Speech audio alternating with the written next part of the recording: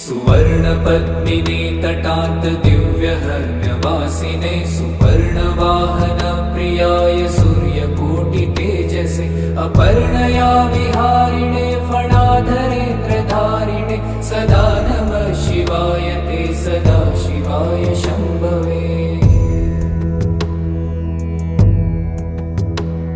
सतुङ्गभङ्गजह्नुजा सुधांशुखण्डमौलये पतङ्गपङ्कजासुहृत्कृपीठयोनिचक्षुषे भुजङ्गराजमण्डलाय पुण्यशालिबन्धवे सदा नमः शिवाय ते सदा शिवाय शम्भवे।